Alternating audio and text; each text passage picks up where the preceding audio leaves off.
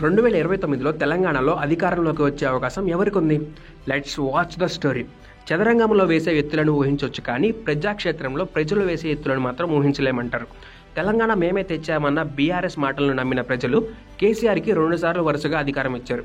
ముచ్చటగా 3వ సారి కూడా మేమే వస్తామన్న ఊహల్లో విహరిస్తున్న కేసీఆర్ అనుకోని ఒక్క దెబ్బతో భూమి మీద కూర్చోబెట్టారు తెలంగాణ ప్రజలు. తెలంగాణలో కాంగ్రెస్ వచ్చేదా సచ్చేదా అని స్వంత పార్టీ నేతలకే నమ్మకం లేని దశలో 64 సీట్ల మెజారిటీనిచ్చి గద్దెను కూర్చోబెట్టింది కూడా తెలంగాణ ప్రజలే. అందుకే అంటారు, రాజకీయాల్లో 1+1 ఎప్పుడు కూడా 2 అవ్వదని. 2023 ఎన్నికల్లో గెలిచిన కాంగ్రెస్ 39.40% ఎంత బలంగా ఉందో, ఓడిన బీఆర్ఎస్ పార్టీ కూడా 37.35% ఓట్లతో 39 సీట్లతో అంతే బలంగా ఉంది.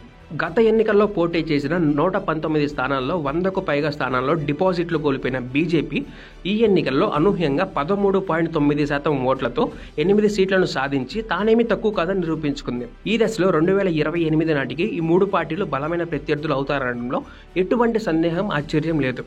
అయితే లిక్కర్ కేసులో అరెస్ట్ అయిన కూతుర్ని కాపాడుకోవడం కోసం కేసీఆర్ తన పార్టీని బీజేపీలో విలీనం చేస్తాడన్న పుకార్లు ఒక్కసారిగా గుప్పుమనడంతో 2028 నాటికి అసలు బీఆర్ఎస్ మనుగడ ఉంటుందా అన్న అనుమానాలు కూడా మొదలవుతున్నాయి. మరోవైపు 2 లక్షల రుణమాఫీతో మైలేజ్ పెంచుకున్న కాంగ్రెస్ పార్టీ తాజాగా రేవంత్ సారథ్యంలో తెలంగాణ ది ఫ్యూచర్ సిటీ అంటూ 2050 నాటికి మాస్టర్ ప్లాన్ గీసుకొని 2028 ఎన్నికలకి ఇప్పటి నుంచే సిద్ధమవుతుంది.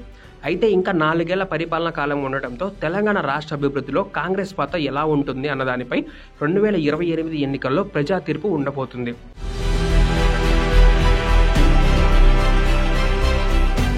ఇంకోవైపు బీజేపీ తెలంగాణలో తన బలం పెంచుకునే ప్రయత్నం చేస్తుంది. తెలంగాణ అర్బన్లో మంచి ఓట్ బ్యాంక్ ఉన్న బీజేపీ ఈసారి రూరల్లో కూడా పాగా వేయాలని చూస్తుంది. మోడీ మానియాతో 8 సీట్లు కొలగొట్టిన బీజేపీ వచ్చే అసెంబ్లీ ఎన్నికల్లో బలమైన పార్టీగా ఎదగడానికి అన్ని వ్యూహాలు పన్నుతుంది. అయితే దళిత వ్యతిరేకత పార్టీగా ముద్రపడ్డ బీజేపీ ఆ మరకను ఎలా తుడుచుకుంటుంది అన్నదే ప్రశ్నార్థకంగా మారింది. మరోవైపు దేశంలో 2029 నాటికి జమిలీ ఎన్నికలు జరగబోతున్నాయని అంటున్నారు. అసలు 2019 నుంచే కేంద్రంలో బీజేపీ ఆ దిశగా ఆలోచన చేస్తుంది.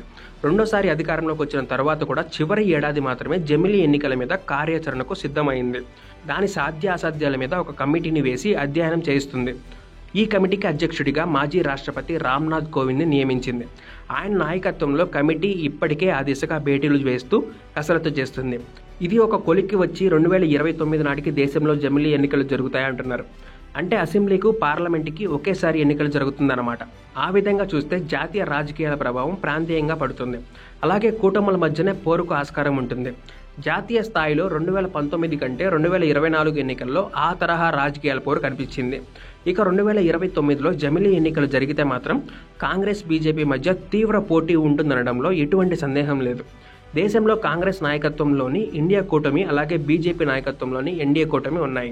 దేశంలో 50కి పైగా పార్టీలు గుర్తింపు పొందినవి ఉంటే ఇందులో 1/2 డజన్ కంటే తక్కువ పార్టీలే ఏ కూటమిలో లేకుండా కనిపిస్తున్నాయి.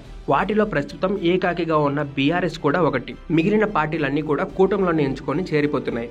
ఇక బీఆర్ఎస్ తన ఉనికిని బలంగా చాటుకోవాలనుకున్నా, అలాగే 2028 ఎన్నికల్లో అధికారం దిశగా అడుగులు వేయాలన్నా కూడా ఏదో ఒక కూటమిలో చేరితే తప్ప సాధ్యపడకపోవచ్చని అంటున్నారు.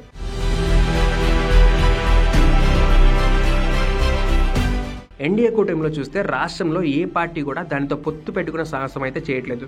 కారణం, అగ్రవర్ణాల పార్టీగా ముద్రపడ్డ బీజేపీని ఇక్కడ ప్రజలు అంతగా ఆదరిస్తారా లేదా అన్నదే. కానీ ప్రస్తుత బీఆర్ఎస్ తన ఉనికిని కాపాడుకోవాలంటే యువరాజుగా పేరున్న కేటీఆర్ని ముఖ్యమంత్రి అవ్వాలన్నా ఒక్కటే ప్రత్యామ్నాయ పార్టీగా కనిపిస్తుంది. ఎందుకంటే కాంగ్రెస్ రాష్ట్రంలో తమ ప్రత్యర్థిగా ఉంది కాబట్టి. కూటమిలో లేకుండా విడిగా పోటీ చేస్తే జాతీయ రాజకీయాల ప్రభావితం చేసే జమిలీ ఎన్నికల్లో భారీ ఎత్తున నష్టపోవాల్సి ఉంటుందని అంటున్నారు. సో దూసుకుపోతున్న రేవంత్ రెడ్డిని 2029లో పడగొట్టాలంటే 2 పార్టీలు కలవాలని, అలా అయితేనే కాంగ్రెస్ని ఓడించగలమంటున్నారు కొందరు. ఎందుకంటే 2023 బీఆర్ఎస్, బీజేపీకి వచ్చిన ఓట్ల శాతం కలిపితే అది 50% పైచీలుకే. కానీ కాంగ్రెస్కు వచ్చిన ఓట్ల శాతం 39.4%. ఈ లెక్క వారిని టెంప్ట్ చేస్తుంది అనడంలో అనుమానం లేదు. మరోవైపు ఎన్డీఏ కూటమి కాకుండా ఇండియా కూటమిలో బీఆర్ఎస్ చేరే అవకాశం ఏమాత్రం లేదు. ఎందుకంటే ఆ కూటమికి సారథ్యం వహించే కాంగ్రెసే తమ రాష్ట్రంలో ప్రత్యర్థిగా ఉంది. ఇక ఈ 2 కూటముల మధ్య పోరు సాగితే ఎవరిది విజయం అన్నది కాలమే నిర్ణయిస్తుంది. దాంతో ఇప్పటి నుంచే బీఆర్ఎస్ బాస్ని ఆ వైపుగా ఆలోచించాలని అంటున్నారు అభిమానులు. కానీ బీజేపీ తెలంగాణలో అధికారం ఆశిస్తుంది. సో సో కేసీఆర్ ఎన్డీఏ కూటమిలో చేరిన యువరాజుకి సీఎం పోస్ట్ దక్కుతుందా లేదా అన్నది అనుమానమే.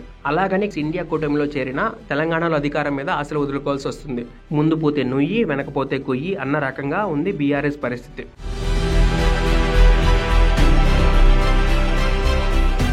ఇక బీజేపీ, కాంగ్రెస్లో తెలంగాణలో బలమైన పార్టీలుగా ఉన్నాయి. జమిలీ ఎన్నికల నేపథ్యంలో దేనిలో చేరకుండా ఒంటరిగా పోటీ చేస్తే మాత్రం రెండు బలమైన కూటముల మధ్య పోరులో మరోసారి బీఆర్ఎస్ రాజకీయంగా తీవ్ర నష్టాన్ని చూడాల్సి ఉండొచ్చు.